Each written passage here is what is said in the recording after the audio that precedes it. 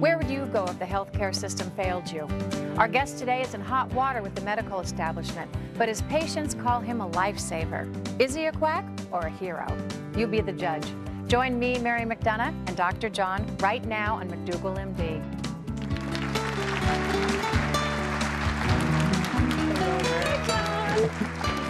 Good to see you again. Yes, we've got a great show today, everybody. You know, as a medical doctor, I have to tell you, the best way to stay out of trouble is to do what everybody else does. It's called the community standard of practice. If you hurt somebody, you go to court, what you use as a defense, well, everybody else in town treats the patient that way, and you get out of trouble. Now, if you do things different than your colleagues, even if you help them, you get challenged, you get into trouble. Yes, because you're going away from that standard. But that's the kind of doctors that we need to get to people who have other answers, and we've got one of those today. That's right, we do. Our very special guest on this edition of McDougall, MD, specializes in environmental medicine. Many of his patients consider him their last doctor of hope. Please join me in welcoming Dr. Joseph Kropp. Welcome. Thank you for being here. Good to have you, Dr. Kropp. You are an outsider. I've heard you kind of stepped across the line with environmental medicine. Yes, I was accused that I do not follow the standard of practice in my whole 10 years trouble with the College of Physicians and Surgeons, which are the licensing body for the physicians. So why is that? If I came to you, what would you do different? And well, if I came to you and said, I have fibromyalgia, yes, what would you do that would be different from, say, another doctor that I would go to? Well, first of all, I will treat you exactly the same way as the normal standard allopathic doctor. I would have to rule out any kind of the visible and diagnosable conditions on you. But usually all those doctors have seen you before, and I already have the list from you, or I get letters from them, and you still not helped. So I will have to then apply to you the environmentally oriented medical history. And what is environmental medicine? And this is that each of the events in your, let's say, symptomatology, which you get headache, or you get, depressed, or you get stomach ache, it will be related to the situations in life. The environment. In the environment, as well as the diet. So let's say if you have the headache, I would just ask you how often you have the headache, where does it mostly appear, and so on. And then I will build up kind of the theory on this basis, because you may, for example, tell me that your headache is worse when you're going to the basement, and that time we will ask you, well, what's wrong with your basement? So you're a detective in a way. So try to figure it out. It is and it's a lot to do with allergies? It is the detective work. It is a lot of to do with the allergies, a lot of to do with the sensitivities, because there is a specific criteria or specific description of allergy.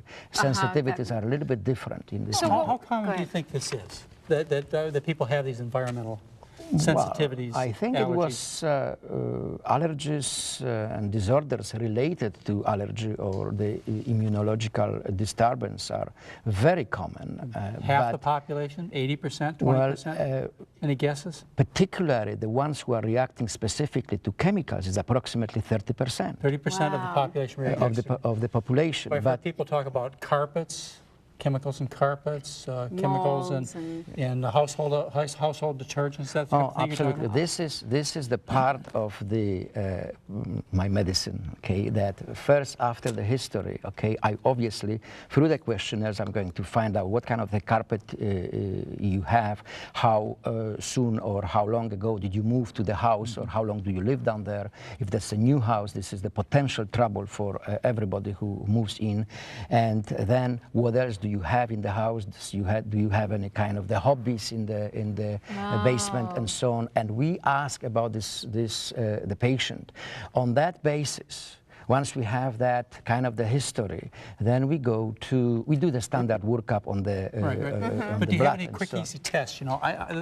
Taking this history and all that stuff, I just want to be poked or take my blood and tell me what's wrong with me. Can you well, it depends what you come with, because if you tell me that you just working in the auto industry, or that I find out that you have leaky furnace, I will ask to assess the chemicals in your blood, solvents particularly, or if you expose house and work with pesticides, or anyway, I will ask you to have the test for the pesticides, and we may find out these things. But the problem, for example, is that in this country, this test is not covered by anybody. You have to have your own money to pay for it. So it is not covered by insurance. So yes, that makes you a little bit different too. So. Yeah, see, this is very different, because if you go to the regular doctors and you have the tests which you have been ordering already, and everybody else ordered them, which are for free, which are given and calling or insurance companies cover it.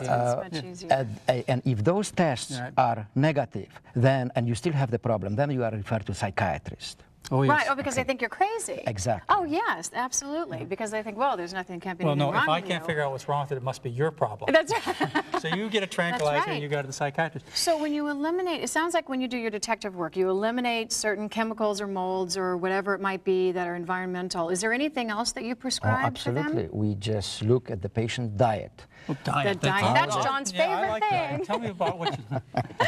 Well, anyway, we test people for foods. Food allergies. Okay, food allergies. Now, is this again blood? Are we talking about blood tests? You can do it by blood, you can do it by skin, and I do it predominantly in my office with the electrodermal screening device, which later on I prove. What is that? This is another one of those non-standard, non-established. Yes. It's not a scratch test. Dr. Quack Well, I test, do right? prick tests, but the prick test for foods is no. You never discover anything on it unless you have anaphylactic reaction to peanut. At that time, you will have it. Well, we've got to hear much more about this test, and I think it'll probably take a few more minutes. So we're going to come right back and find out this information, and we'll ask Dr. Kropp how he got into serious trouble with the medical establishment as well. And all of that is when we continue right after this brief pause. So please stay with us.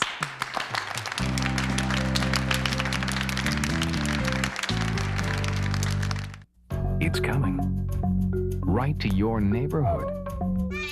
And when it does, you may be surprised. It's your Social Security statement of your benefits, and it's going to help you plan your financial future. Your benefit statement will tell you how much Social Security you're eligible to receive and when you'll get it.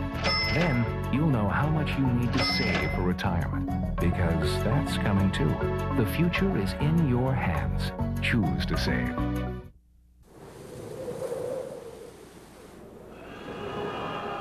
As the American military gets smaller, who will be there to answer the call? They will. They're the National Guard and Reserve, and they make up half of today's military forces. As an employer, you may be asked to support their mission. Remember, their response depends on yours. This is the story about a group of kids who volunteered. Doing something nice for someone. We fixed stuff. Did some art projects with the kids. We fixed up his house. We worked in the woods. Cleaned up the park. Did something for the planet. We just did it. No other reason. And you know what? It was great. At first, they didn't know each other. Well, that didn't last long. This guy is really funny. These are my new friends. Are you into it? Call 4-H or check out our website at areyouintoit.com.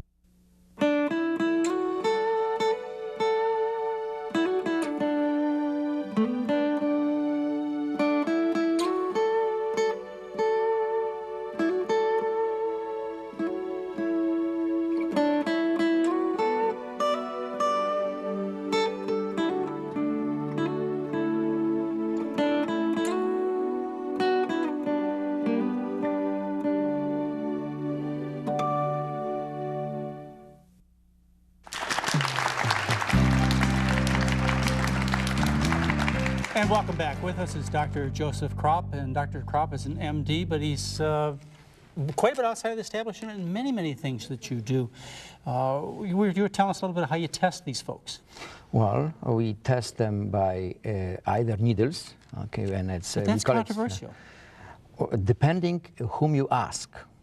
Yeah, I guess that's right. But you know, I was trained as a standard medical doctor, so I was. I was too, and I was at the university, and I was working I was pediatrician, and I just come here, and I just find out that in order to help the patient. You have to go and explore the other avenues and other roads to the recovery of the patient. Especially if they're not getting better and they've gone to rounds and rounds of doctors before they've come to you. Well, that's the whole problem, is that the patients have been seen, the allopathic doctors, they had all the tests, and usually the last doctor they see was the psychiatrist. Yes. And so then you have the patient who is desperate, and once you take, you know, the history, and you have to know how to take that history, because, you know, I never have been taught these things in the medical school. Well, you have to know the right questions. And then you go, you do the test, depending which one you choose. So you have the needle test? I have the needle test, I have the prick test, I have the electrodermal test, I have this sublingual. is where they have two wires, and they have a little pan in between, right? And they check the voltage. Now that one, you have to admit, is very controversial and very hard for me to understand. Well, it's very alternative, maybe. No, as a matter of fact, okay, I think that there is, and it's going to be more science into it than at some of the issue which we think that is so well established. Well, isn't that really the problem that you have as a doctor who steps outside in terms of complementary medicine, is that you haven't put the science into it? You personally, as well as your colleagues in environmental medicine, haven't done the gold standard, the double-blind controlled studies, and published them in the medical journals. I would say it's quite contrary, because I have double-blind studies. On the testing which I was mentioning, there is plenty of the double-blind studies. But is it published? I think, of course. Okay. The only thing is that your opposition is going to have different point of view. And they're going to tell you that this is their test and their method and their approach is right. Yours is wrong. Well, but the study should give you enough backing to make this a legitimate way of practicing. Scientifically speaking, yes. When you You're put saying the this medicine, is politics and money? Oh, absolutely yes. Well, I guess what you do, you know, one of the nice things about what I've heard so far about environmental medicine from you is at least it doesn't sound like you do any harm to people. In other words, you're not administering toxic chemotherapy or doing powerful surgeries to people. You're doing an investigative job and asking them to avoid chemicals that, if your advice is wrong, it's not going to hurt them. If it's right, it could do them a lot of good. But it's also helping people. If the people who are coming to you as a last resort are getting better, then the established who's medical profession doesn't believe that, and I just well, kind of want to know why they John, do. but that doesn't mean we can't look at it and we explore can look at it. You know, it is alternative. How and so. But I just want to know why he can't get acceptance. Well, this is the problem that you've had. Can you tell us about it? Usually, to accept anything new takes approximately 40 years. And after a little while, on the beginning, everybody is ridiculing these things. And after a little while, they said, oh, well, we know it. And they become the expert, you know, and you are still pushed aside. Yes. And how long have you been practicing 20 this years. method? So it's 20 years. Yeah. So you have 20 more years. Yeah, that's right. But there are people who came before you, Dr. Randolph, yes. Dr. Ray. I mean, there are many pioneers in this that have been doing this for a long, long time. So he's just one of many. You mentioned food, and of course that's one thing I'm very interested in. So I understand not being accepted in terms of the standard medical business, because I've been an advocate of eating a healthy diet, which is, you know, it's not something that medical doctors are taught about. What do you think in terms of diet in relation to patients' health? Do you have a standard diet for them? Do you have an investigative approach in terms of diet? Well, first of all, you are what you eat. Okay. And when we look into the patient's problem from the point of view of the foods, we're finding out that usually the foods which you like the most and the food which you eat most often is the one which causes the problem. So it could be any food. It could be from potatoes to pork chops. Anything, yes, potatoes through the pork chops, but usually it's the most commonly eaten food, like milk, Why? the sugar. Why is that, do you think? It's a good question.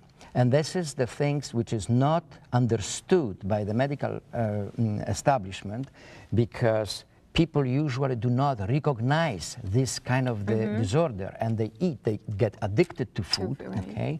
And they eat more, and they get more sick. How do you break that addiction? You have to first of all, you have to know what to do with these things, okay? You have to figure out which foods the patient is most often. And you do that by what? Absolutely, by the history. Then I do test them. This okay? again, blood test. Either the blood, either the skin, either the electrodermal, depending, you know, who can afford what, okay? Then, once you have that, you ask them to remove these foods from the diet. It's not very many of them. Elimination diet. Elimination diet, okay? Now, if you want to prove the connection, okay, you ask the patients, for example, to stop, let's say, drinking coffee or eat sugar or eat milk for about at least 4 or 5 days. Right. Totally, okay? Get the stuff out of the system. Get it out, okay? And then, on the empty stomach, ask the patients to eat 2 slices of bread or drink a glass of milk and so on. And usually the symptoms which they come to you with, like the headache or just tiredness or something, you're going to get the explosion of the symptoms, and then how you prove the cause and relationship. Mind you, the challenge test by foods was very well proven and accepted by the opposition. Sure. Yeah, oh, that's very interesting. So it'll really explode, and you can figure it out. It seems very reasonable to me, a process of elimination. The problem is this takes a lot of time, and the profit margin is very low. Right, and no one wants to take the time like you do, Doctor. But the results are dramatic, and we're going to see that. Now, don't you go away. We are going to talk with a couple of Dr. Kropp's patients as Dr. McDougall, MD, continues.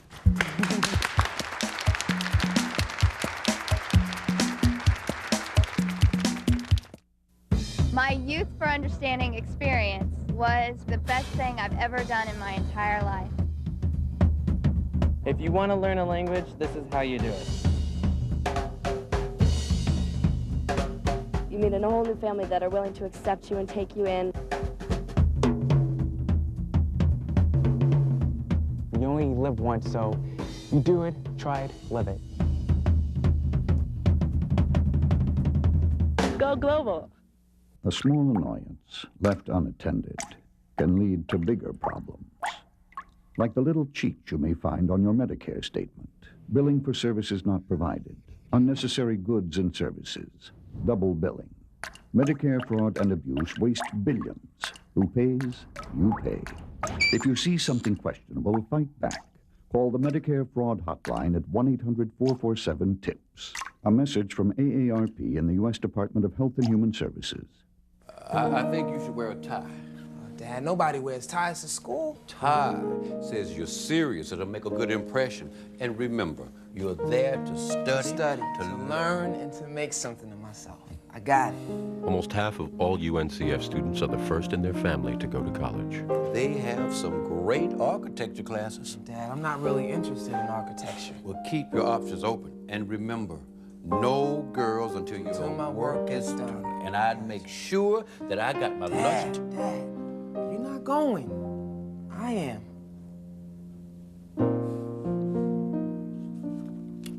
I know. Listen, we better get going. Don't want to be late the first day, you know. Oh, yeah. And when you're the first to go, you're going for a lot of people. The United Negro College Fund. A mind is a terrible thing to waste.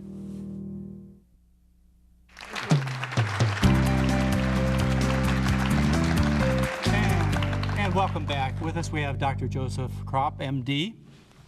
A little bit extraordinary, I would say, outside of the standard practice of medicine. And 2 of his patients, Margaret Kroll and Cindy Bacco. And in fact, Cindy's not a patient. She's the mother of a patient. No, but you were kind of a patient too, aren't you? I'm a patient as well. Patient as well, but also the mother. What kind of help did you get from Dr. Kropp? Oh, well, I've had lots of help from Dr. Kropp, but I guess the most notable time was when I had some wild asthmatic attacks as a reaction to molds in my house. I was moving into a new old house and cleaning the carpets, and I woke up 6 to 8 hours later with these wild asthmatic attacks, and I don't have asthma. You'd never had them before? And I'd never had them before, and I've never had them since that period of time. But that's what molds caused to me. And so did you sell the house? We found later great patches of molds. Or you just cleaned up the mold? My great husband cleaned it all up, and it's fine now, yeah. And so you didn't have to take any special tests, any special IV therapies? Yes. I ran to Dr. Kropp, and he wisely gave me some oxygen because he knew that I was going to spiral downwards probably, which I did. But that's not standard treatment for asthma unless they get real bad. Well, I was real bad. Sounds like it was and I was needing testing for chemicals and inhalants, grasses, trees, and Why did you go to Dr. Kropp? Had you heard about him before, or had you gone to other doctors His name first? got around, and I needed to go to somebody way back in 1980, and I had a history of chemical sensitivities, but this one event was the worst, I guess. It must have been a big step because your insurance didn't pay for it. You had to pay for it on your own, is that correct? That's right, but it was better than the alternative, which was not to be here at all. Oh. Stay very sick, too. Yeah. So your asthma was cured. Can you get around molds these days? Yes, I'm much, much better thanks to shots. What do you think made what was the single or two things that you really think made the biggest difference in her so that she can now get around molds where she couldn't before?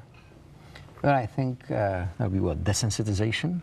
Yes, desensitization. That's where you give shots? Yeah. Okay. And, there's one thing I want to point out, that you don't really try to get patients back into the bad habits, and so on, because once you're going to clean up the house and improve the diet and all of these things, very often you don't need the medication, you don't need the shots, you don't need any other treatment. But if to get them started a little faster, is that the idea that you give the shots just to help them along a little quicker? Oh, absolutely, yes. And once you stabilize them and so on, then the patient is going to decide on their own if it needs a medication or not. Mm-hmm. Mm-hmm. Dr. Kropp, what did you do to your diet? Oh, well, he just tested me and suggested these various things that I should avoid and be careful of other things and the ones that were okay. And so those are your guidelines. Yeah, and you feel much better now. Oh, yeah, 1,000% better. How about you, Cindy? What kind of things were you suffering from, and what kind of help did you get? Actually, it was my daughter who was suffering. That's the original reason that we went to see Dr. Kropp. But he helped you too, you said. Yes, he did, yes. I also have allergies, which I guess is where my daughter got them from. But at the time we went to see him, she was the really sick one. So I basically credit Dr. Kropp with saving my daughter's life, really, and giving her a normal... How bad was she? What were her symptoms? She was so bad. She could hardly climb the stairs without stopping to huff and puff and be out of energy. She had so many infections. What was this asthma again? She had chronic urinary tract infections, bronchitis, asthma, ear infections. She was on antibiotics basically continuously for the first 3 years of her life. And that was from another doctor. You took her off the milk. Oh, for sure. And a lot of other things. John's so resigned. So had you taken her to other doctors before you went to Dr. Kropp? Yes, I had taken, well, of course. And that's where she got the antibiotics. I had actually taken her to Sick Children's Hospital in Toronto, and they recommended long-term antibiotic therapy for her. So she was on antibiotics continuously for over a year. And then once the antibiotics stopped, it was a few months, and then bang, she started getting infections back again.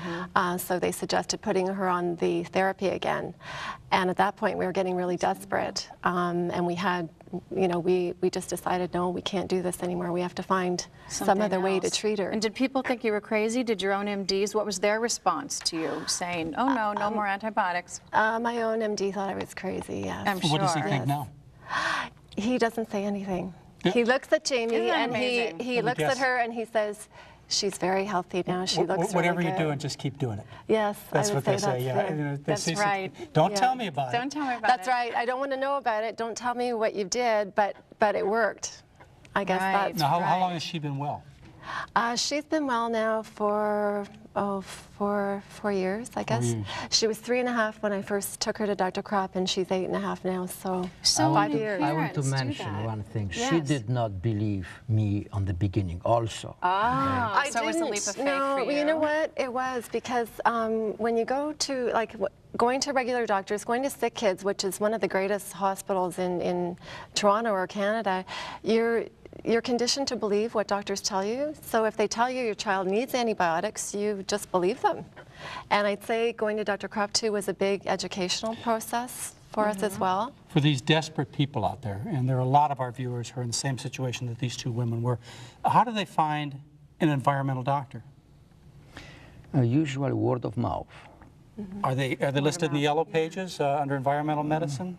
Is there a society that? Yeah, there is the Canadian Society for Environmental Medicine. The United States Society for Environmental Medicine? There is, of course, there's American Academy of Environmental Medicine, where we get the basic training in environmental medicine, and you get, credits for your courses, and then I bet they could find you on the internet, couldn't they?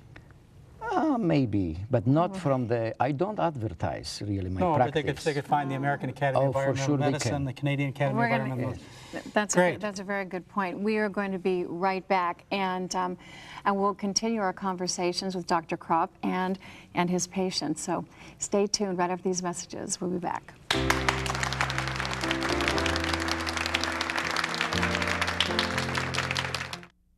35 years ago, John Glenn was the first American to orbit the Earth. He couldn't have done it if he wasn't in excellent condition. At 77, he still is, mainly because he exercises, which is why NASA can send him up there again. Wouldn't it be great to be in such good shape? Launch your exercise program today with this free exercise guide from the National Institute on Aging. 1-800-222-2225.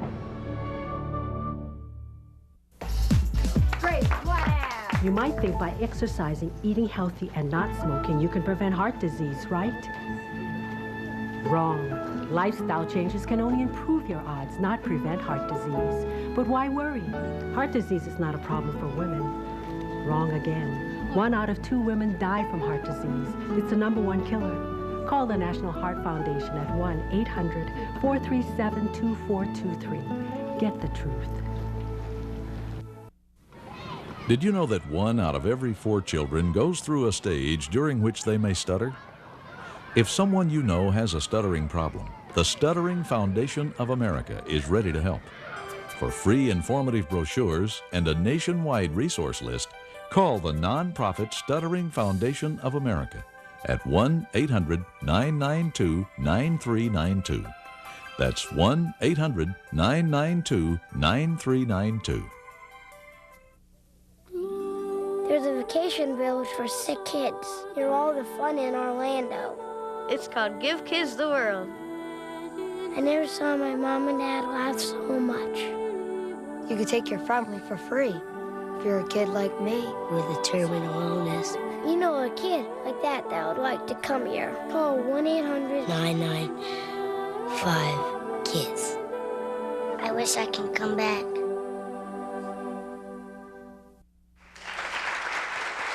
I've always been very healthy, and I think attitude is 9/10 of the battle in anything in life.